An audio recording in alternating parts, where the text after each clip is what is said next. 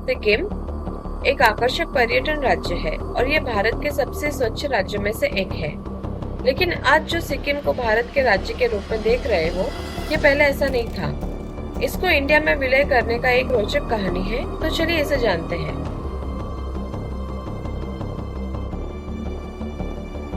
आजादी के समय सिक्किम एक अलग रियासत थी जिसमें चौगल वंश शासन करता था। 1947 में सरदार पटेल चाहते थे कि सिक्किम को भारत से जोड़कर अन्य रियासतों की तरह एकीकृत किया जाए। हालांकि नेहरू को चीन के प्रति चिंता थी और वो चाहते थे कि सिक्किम के मामले में सतर्कता बरती जाए ताकि चीन तिब्बत पर आक्रमण न करे। 1950 में भारत और सिक्किम के बीच एक समझौता हुआ जिसके तहत सिक्किम भारत का प्रोटेक्टोरेट राज्य बन गया, जिसका मतलब था कि सिक्किम में राजा का शासन रहेगा।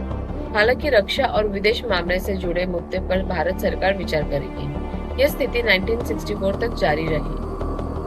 नेहरू की मृत्यु के बाद सिक्किम के राजा पलडेन नामग्याल ने स्वतंत्रता की मांग की और उन्होंने 1967 में प्रधानमंत्री इंदिरा गांधी से मुलाकात की। 1970 में भारत सरकार ने सिक्किम के लिए परमानेंट एसोसिएशन का स्टेट पेश किया। मंत्रिमंडल में इस मुद्दे पर चर्चा हुई, जहां आर्मी चीफ मानेकशॉ ने कहा, आपको जो करना है करें, लेकिन मुझे सिक्किम में अपने ट्रूप्स डिप्लॉय करने की पूरी आजादी चाहिए। इससे सिक्किम की रणनीतिक महत्वता को समझा जा सकता है। ये समय पर इंदिरा गांधी अपने पहले कार्यकाल में थी और वो आंतरिक राजनीति से जूझ रही थी। 1971 के भारत पाकिस्तान युद्ध के बाद इंदिरा गांधी ने सिक्किम के मुद्दे पर ध्यान दिया और एंट्री हुई रॉ की। इंदिरा गांधी की मंशा थी कि सिक्किम को पूरी तरह से भारत में विलय कर लिया जाए। एक योजना बनाई गई थी जिसके तहत चौगल राजशाही को कमजोर किया जाए और स्थानीय राजनीतिक पार्टियों की मदद ली जाए।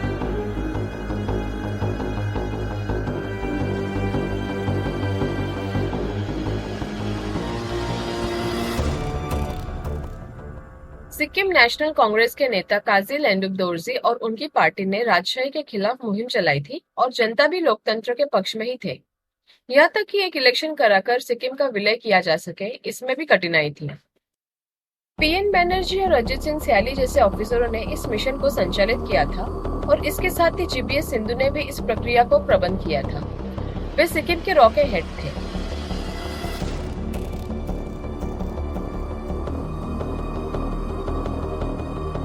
1973 में 2 ऑपरेशनों को अंजाम दिया गया था, जिनके नाम जनमत और ट्वाइलाइट रखे गए थे।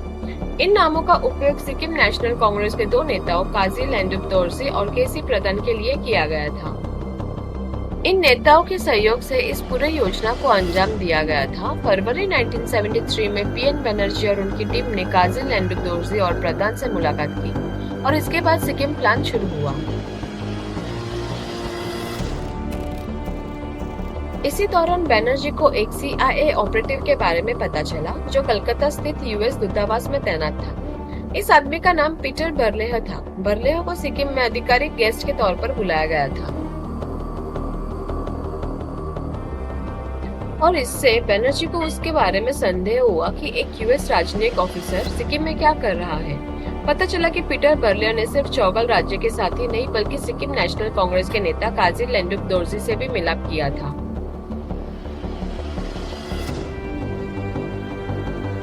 बनर्जी ने सीधे काओ को इस बात की जानकारी दी और तुरंत दिल्ली में एक उच्च स्तरीय रॉ की मीटिंग बुलाई। तय हुआ कि सिक्किम ऑपरेशन को और तेजी दी जाए और इससे पहले कि जनता में विरोध को इतना बढ़ाया जाए कि चौगल को भारत से मदद मांगने के लिए मजबूर होना पड़े।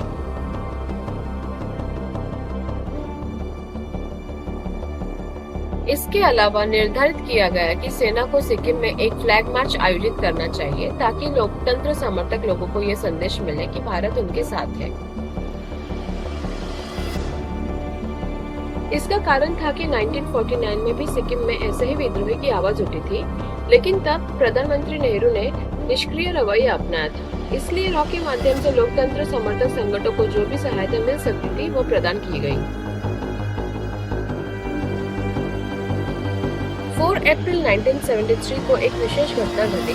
उस दिन चौगल राज्य का 50वां जन्मदिन था।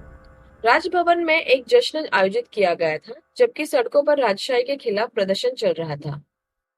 इस दौरान चौगल राज्य के बेटे टेंगिज राजभवन के रास्ते जा रहे थे। प्रदर्शनकारियों ने उन्हें रोक लिया और उनके गार्ड ने प्रदर्शनकारियों पर गोली चला दी, जिससे 2 लोग की मौत हो गई। इसके पश्चात सिक्किम में भारी लूटपाट मची और मजबूरी में चौगल को भारत से मदद मांगनी पड़ी। 8 अप्रैल को सिक्किम और भारत के बीच एक लिखित समझौता हुआ, जिसके अनुसार भारत सिक्किम के प्रशासन को अपने कब्जे में लेगा और सिक्किम पुलिस भारतीय सेना के अधीन काम करेगी। इसके बाद सिक्किम नेशनल पार्टी ने अपने आंदोलनिक गतिविधियों को बंद कर दिया।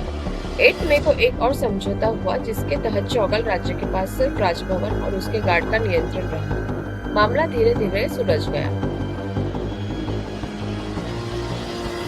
लेकिन काओ के सामने एक और समस्या थी।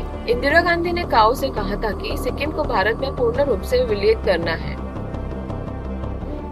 उन्हें किसी भी स्थिति में इससे कम राजनीतिक समझौता बर्दाश्त नहीं था। इसका मतलब था कि राजभवन और वहां के गार्ड भी भारतीय नियंत्रण में आने थे।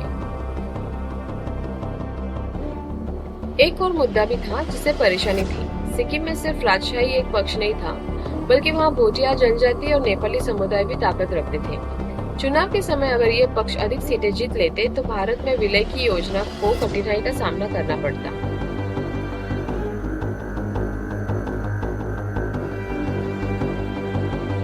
इसलिए काओ ने पीएन बनर्जी को एक अतिरिक्त कार्य सौंपा, जिसमें सिक्किम और दार्जिलिंग के विकास के लिए भारतीय संसद में सिक्किम के प्रतिनिधित्व को महत्वपूर्ण ठहराया जाना था।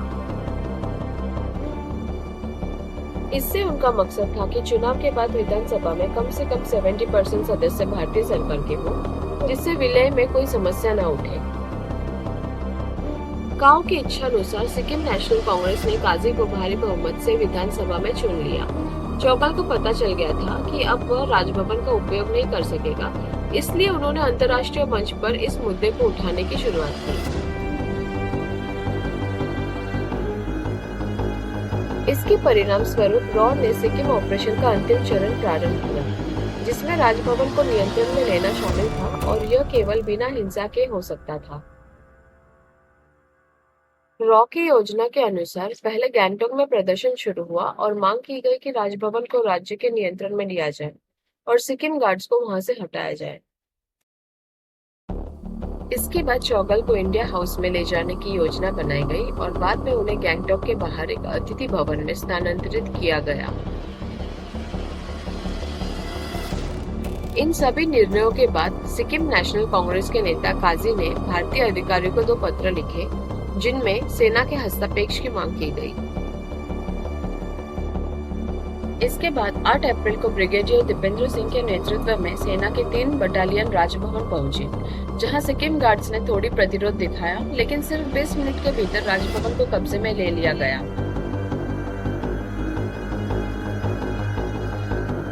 इसके बाद सिक्किम में पूरे राज्य में विधानसभा की निगरानी में एक रेफरेंडम आयोजित किया गया, जिसमें 97% जनता ने भारत में विलय के पक्ष में मत दिया।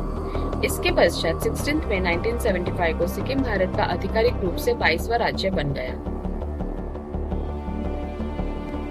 मुख्यतः विदेशी दबाव और भारतीय सरकार की सक्रिय भूमिका के चलते सिक्किम की भारत संघ में विलय की महत्वपूर्णता थी। राष्ट्रीय सुरक्षा। भारतीय सरकार को सिक्किम को अपने नियंत्रण में लेने की आवश्यकता महसूस हो रही थी, क्योंकि यह चीन के संदिग्ध सीमांत के आसपास स्थित था।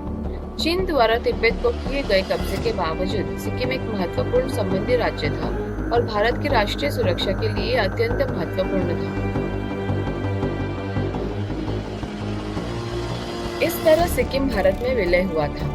आशा करते हैं कि आपको ये रोचक कहानी आप लोगों को अच्छी लगी हो। हमसे जुड़े रहने के लिए प्लीज हमारे इस चैनल को लाइक, शेयर और सब्सक्राइब जरूर कीजिए। आपका दिन मंगलमय हो।